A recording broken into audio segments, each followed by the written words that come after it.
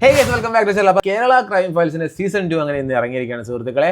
So I think June 2023 അന്നാണ് ഇതിന്റെ season 1 ഇറങ്ങിയത്. നമ്മുടെ മലയാളത്തിലെ ഫസ്റ്റ് സീരീസ് ഇതാണെന്നാണ് എൻ്റെ ഒരു വിശ്വാസം. എനിവേ സീസൺ 2 ഇറങ്ങിയിരിക്കുന്നത് ജൂൺ 20, അതായത് ഇന്നാണ്. 6 എപ്പിസോഡ് വരുന്നതായിരുന്നു, അതും ഇതും, അതായത് സീസൺ 1ഉം സീസൺ 2ഉം 6 എപ്പിസോഡ് വരുന്ന സീരീസ് ആണ്. രാഹുൽ രമേശ് ആണ് ഈ സീരീസ് റൈറ്റ് ചെയ്തേക്കുന്നത്. കിഷ്കിന്താനത്തിന് ശേഷം പുള്ളി എഴുതുന്ന സ്റ്റോറിയാണ് Kerala crime files season 2. Ahammed Kabir ആണ് സീരീസ് ഡയറക്ട് ചെയ്തേക്കുന്നത്. സെക്കൻഡ് സീരീസിന്റെ പേര് വരുന്നത് Kerala crime files season 2 the search for CPO Ambili Raju. ഈ അമ്പിളി രാജു എന്ന് പറയുന്ന ക്യാരക്ടർ ചെയ്യുന്നത് നമ്മുടെ ഇന്ദ്രൻ സേട്ടനാണ്. സോ അപ്പോൾ കാസ്റ്റിലേക്ക് വരികയാണെന്നുണ്ടെങ്കിൽ Arjun Radhakrishnan as SI Noble, പുള്ളിക്കാരനാണ് ഈ കേസ് അന്വേഷണവും കാര്യങ്ങളൊക്കെ കൊണ്ടുപോകുന്നത്. ഇന്ദ്രൻ സേട്ടനാണ് CPO അമ്പിളി രാജു, ഓൾറെഡി പറഞ്ഞു. പിന്നെ ഹരിശ്രാജ് ശോഭൻ ചേട്ടനുണ്ട് ഇതിനകത്ത് അയ്യപ്പൻ എന്ന് പറഞ്ഞൊരു ക്യാരക്ടറായിട്ട്.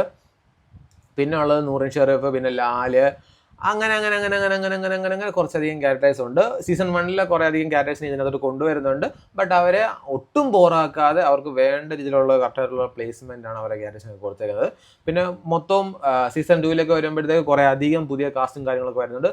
അത് തന്നെ അതിൻ്റെ ഒരു ഫ്രഷ്നെസ്സിനെ നല്ല രീതിക്ക് എടുത്തു കാണിക്കുന്നുണ്ട്.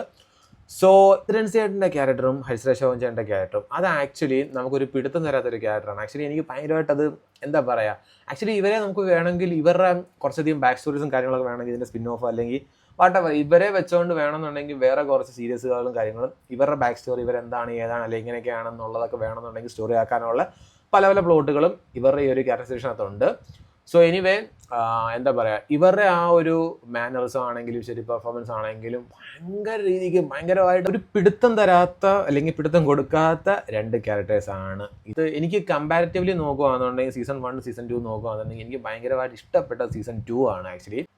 ഒരുപാട് ക്രൈംസിനകത്തും അല്ലെങ്കിൽ ഒരുപാട് ക്രൈമുകളിനകത്ത് എനി ടൈപ്പ് ഓഫ് കേസസ് വരുമ്പം എല്ലാവർക്കും എല്ലാവരുടേതായിട്ടുള്ള ഒരു ന്യായഭാഗം കാണും, ഓഫ് കോഴ്സ് കാണും. ബട്ട് ഇതിലേക്ക് വരുമ്പോഴത്തേക്ക് ഇത് വേറെ ടൈപ്പ് ഓഫ് ഒരു ന്യായീകരണമാണ് കാണിക്കുന്നത്. എനിക്കെന്തോ അത് പേഴ്സണലി ഇഷ്ടപ്പെട്ടു. സോ അത് കണ്ടപ്പോഴത്തേക്ക് എനിക്ക് ആ ചെയ്തത് അല്ലെങ്കിൽ വാട്ടവർ ആ ഒരു ഇൻസിഡൻറ്റ് അത്ര വലിയ കുഴപ്പമായിട്ടൊന്നും എനിക്ക് തോന്നിയില്ല ഗൈസ്. പേഴ്സണലി ഞാൻ ഒരുപാടൊന്നും പറയുന്നില്ല, നിങ്ങളത് കാണുക, എന്തായാലും കാണുക. 6 എപ്പിസോഡുള്ളൂ ഗൈസ്, കുത്തിയിരുന്ന് തച്ചിലിരുന്ന് കാണാവുന്നതേ ഉള്ളൂ. എന്തെങ്കിലും കണ്ടു നോക്കുക. മ്യൂസിക് ചെയ്തേക്കുന്ന ഹിഷാമാണ്.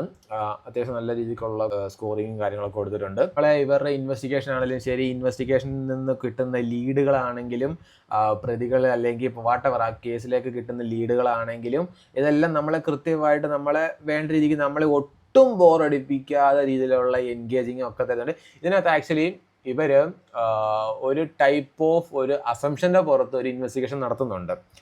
അത് ആക്ച്വലി അത് ഞാൻ വേറെ എങ്ങും അല്ലെങ്കിൽ വേറൊരു ടൈപ്പ് ഓഫ് മൂവീസിലോ സീരീസിലോ ഞാൻ കണ്ടിട്ടില്ല. ആ ഒരു ടൈപ്പ് ഓഫ് ഇൻവെസ്റ്റിഗേഷൻ, ഒരു റിവേഴ്സ് അന്വേഷണം, ഞാൻ ഇത്രയും പറയാം, റിവേഴ്സ് അന്വേഷണമാണ്. അത് നിങ്ങൾ സീരീസ് കാണുമ്പോൾ നിങ്ങൾക്ക് മനസ്സിലാവും എന്താണ് ഞാൻ ഉദ്ദേശിച്ചതെന്നുള്ളത്. ഒരു റിവേഴ്സ്, അതായത് ഈ ഒരു സംഭവം നടന്നെടുത്തുനിന്ന് പുറകോട്ട് പോയി ഇത് എവിടുന്നാണ്, എന്തിനാണ്, ഏതൊക്കെയാണെന്നൊക്കെ കണ്ടുപിടിക്കുന്ന ഒരു ഇൻവെസ്റ്റിഗേഷൻ ഉണ്ട്. അത് കുറച്ച് ഇൻട്രസ്റ്റിംഗ് ആയിരുന്നു ഗൈസ്. അപ്പം ഒട്ടും പ്രതീക്ഷിക്കാത്ത ഒരു ക്യാരക്ടർ, ആ ക്യാരക്ടറിനെ വെച്ചാണ് ആക്ച്വലി ആ റിവേഴ്സ് ഇൻവെസ്റ്റിഗേഷൻ പോകുന്നത്. എനിവേ അത് നൈസായിട്ടുള്ളൊരു സംഭവം, ഞാൻ ഇതുവരെ എങ്ങോ ഒരു സീരീസിലോ മൂവീസിലോ ഒന്നും കണ്ടിട്ടില്ല. അത് ടൈപ്പ് ഓഫ് റിവേഴ്സ് ഇൻവെസ്റ്റിഗേഷൻ ആണ്. സോ എനിവേ നിങ്ങളെല്ലാം കണ്ടു നോക്കുക ഗൈസ്, നല്ല കിടിലോസ്കിലുള്ള സീരീസ് ആണ്. അപ്പോൾ അതില്ലേ ഈ സീരീസുകളിലെ ഏറ്റവും വലിയൊരു അഡ്വാൻറ്റേജ് അല്ലെങ്കിൽ ഗുണം എന്താണെന്ന് ചോദിച്ചു കഴിഞ്ഞാൽ, നമ്മൾ ഈ മൂവീസ് എടുക്കുമ്പോൾ ഒരുപാട് ലെങ്ത് ആയി കഴിഞ്ഞാൽ അത് ട്രിം ചെയ്ത് എങ്ങും തൊടാത്ത രീതിക്ക് ചില മൂവീസുകൾ കൊണ്ടുവന്ന് കഴിഞ്ഞ് കഴിഞ്ഞാൽ ഈ മൂവീസിന് വേണ്ട ഒരു കംപ്ലീഷനോ അല്ലെങ്കിൽ ഒരു സാറ്റിസ്ഫാക്ഷനോ തരാൻ പറ്റാതെ പല മൂവീസും പോയിട്ടുണ്ട്. ബട്ട് കമ്പാരിറ്റീവ്ലി സീരീസിലേക്ക് നോക്കുകയാണെന്നുണ്ടെങ്കിൽ അവർക്ക് ഭയങ്കരമായിട്ട് അവരുടെ ആ ഒരു സ്റ്റോറിയെ എത്രത്തോളം കൊണ്ടുപോകാൻ പറ്റും. കൊണ്ടുപോയി കഴിഞ്ഞ് കഴിഞ്ഞാൽ അവർക്കത് പറയേണ്ട രീതിക്ക് പറയേണ്ട ലെങ്തിൽ പറഞ്ഞ് കൊണ്ടുപോകാൻ പറ്റും. അതാണ് സീരീസുകളുടെ ഒരു ഗുണം എന്ന് പറയുന്നത്.